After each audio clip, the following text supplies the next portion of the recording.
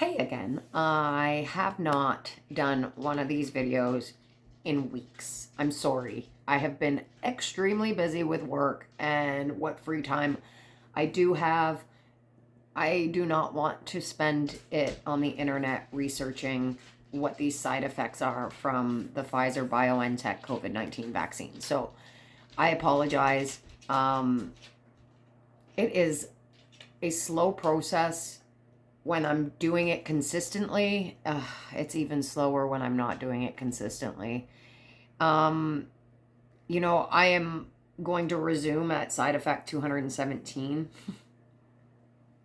There's 1200. I may not get through this series. I feel like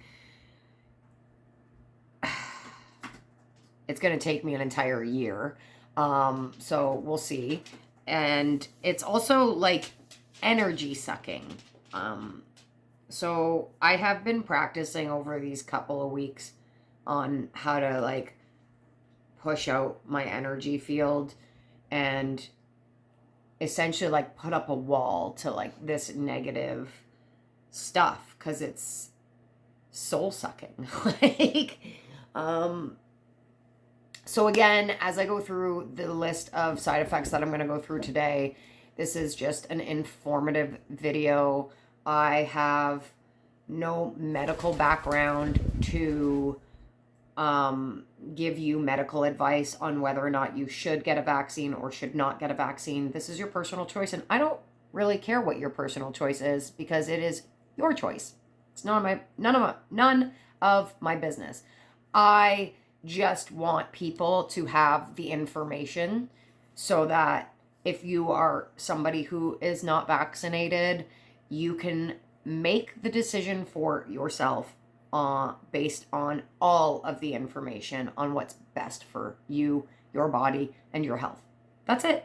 That's all I want from these videos, is for people to make a sound decision, having as much factual information as possible. So the list of side effects comes right from the Pfizer BioNTech report that they released. You can get that for yourself off of their website. You can download it and print it, do whatever you want with it. It is not it's not a secret anymore like it was initially. So let's just get to it. So we're going to resume with cardiac failure. Most of us have heard of cardiac failure, of course, which is just your heart muscle doesn't pump blood as well. Cardiac failure acute is just sudden and life-threatening. Cardiac sarcoidosis is a rare inflammatory condition in different areas of the heart. Cardiac ventricular thrombosis is blood clot in ventriculars of the heart. Cardiogenic shock is heart suddenly can't pump enough blood to meet the body's needs. Cardiolipin antibody positive can cause issues with blood clotting. Cardiopulmonary failure is failure of ventricle to contract. Cardiorespiratory arrest, the cessation of adequate heart function and respiration. Cardiorespiratory distress is pulmonary edema and severe metabolic acidosis. Scrolling too fast. Cardiovascular insufficiency is just another term for heart failure. Carotid arterial embolus is fatty deposits which block blood vessels that carry oxygen to your brain and head. Carotid artery thrombosis, which is blood clots in carotid artery.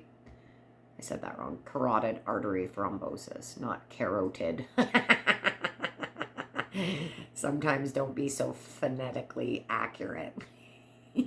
Okay, cataplexy, sudden loss of muscle tone while person is awake. Catheter site thrombosis. So catheter site thrombosis is a blood clot at catheter site. So I'm assuming somebody who's been submitted for medical treatments either due to the COVID-19 virus or any of its variants, and or side effects from the actual vaccine itself. So these people are being catheterized for usually urination, and so somebody can urinate, and it's causing blood clots at the catheter site. It's also causing vasculitis at catheter sites, which is inflammation at the catheter site. Cavernous sinus thrombosis is blood clots in the cavernous sinus. CDKL5 deficiency disorder is seizures that begin in infancy. CEC syndrome is a rare condition characterized by colic disease, epilepsy, and cerebral calcification. Cement embolism, complication caused by treatment for vertebral fractures. Well, that's interesting. I mean, if that's a side effect from the vaccine, like some of these side effects like really make my mind spin, because I'm like, okay, so somebody can get cement embolism from vertebral fractures. How is the vaccine causing vertebral fractures that create this side effect? Like, that's a little scary.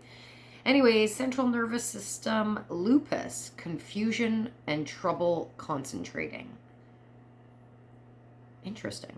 Central nervous system vasculitis, blood vessel walls in the brain and spine are inflamed.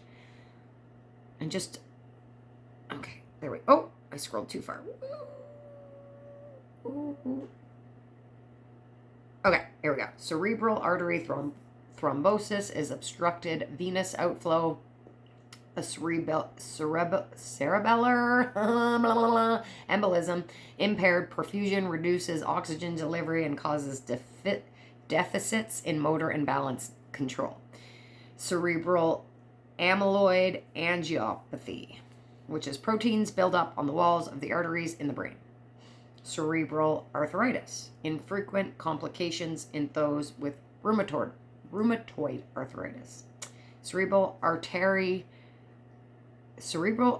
embolism, also known as embolic stroke. Blood clot cannot pass through the artery. So an embolic stroke where blah, blah, oh my goodness, like I have no words today. I'm sorry, I sound like I'm new to the world. Cerebral artery embolism, also known as an embolic stroke, is a blood clot which cannot pass through an artery. There we go. Man. And just a few more here, guys. Cerebral gas embolism is a gas bubble which enters your cerebral venous circulation. Cerebral microembolism is a small, tiny blood clot that can cause a blockage in an artery.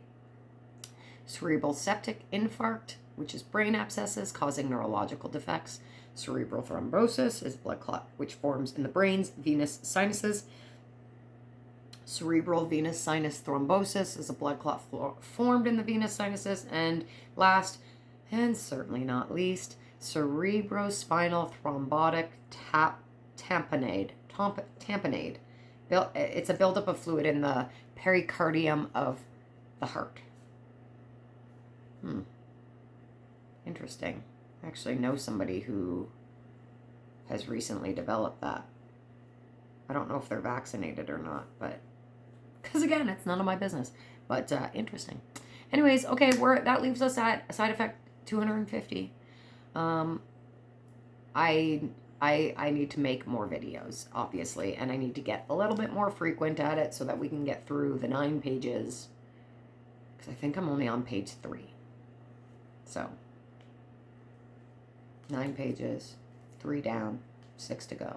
Okay, well, we can do this. I can be positive about this.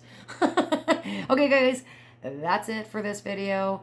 Check out the other videos on my YouTube channel if you have not seen. I think this would be video 8. So if you haven't seen the others, you can look them up. I'm trying to keep them to about 10 minutes. Some of them are a little bit longer, as there are just days where I can kind of get a little bit more done. So till next time, stay healthy.